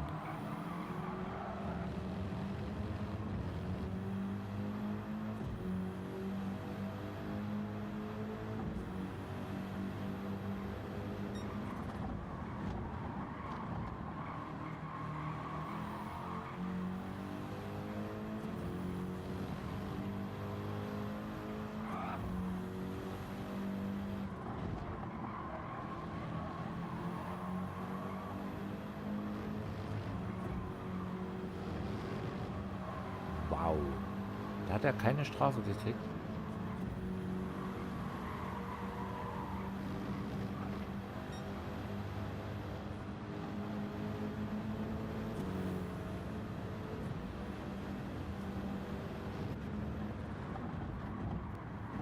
Ja, bei sowas tun dann 0,5 Sekunden weh.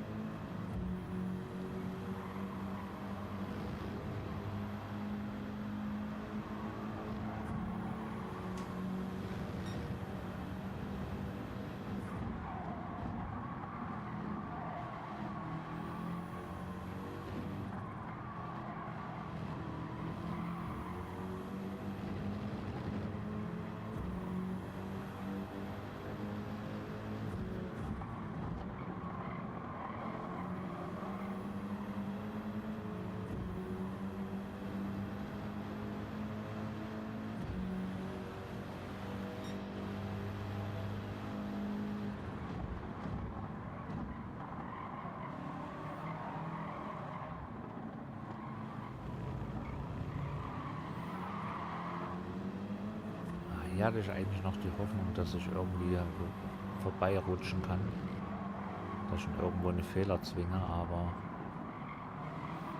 war leider nicht.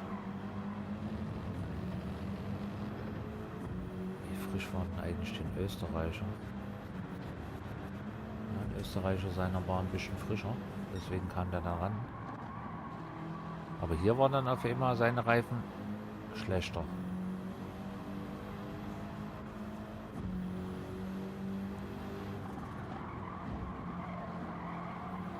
Ja, dieser kleine Ditch hat mich da ein bisschen dann rausgeschoben.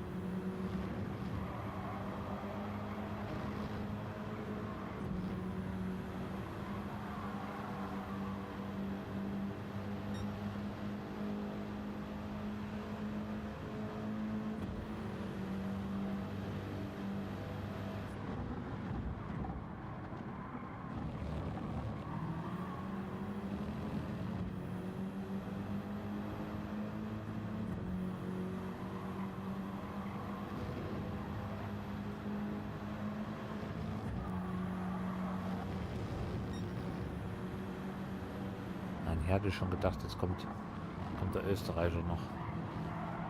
Oder er kam ja noch ran, aber konnte nicht mehr angreifen.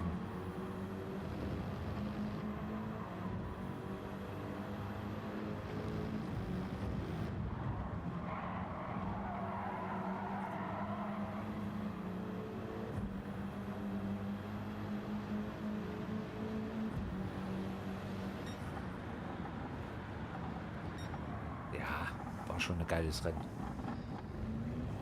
7 Plätze verbessert.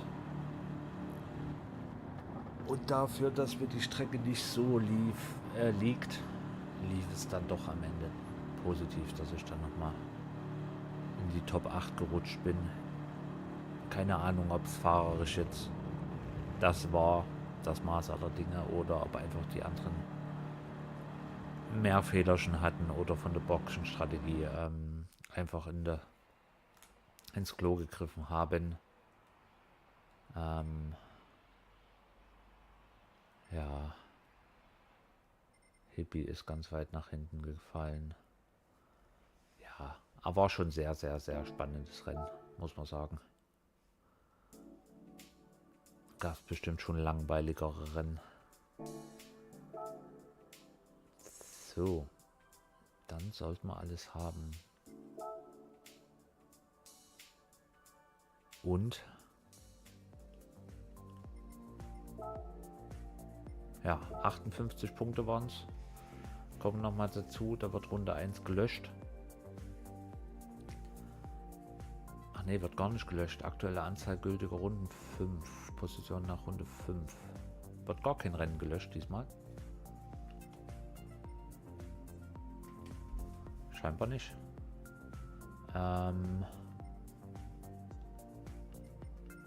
Ja, aber trotzdem war die Entwicklung jetzt im Nations Cup nochmal äußerst positiv.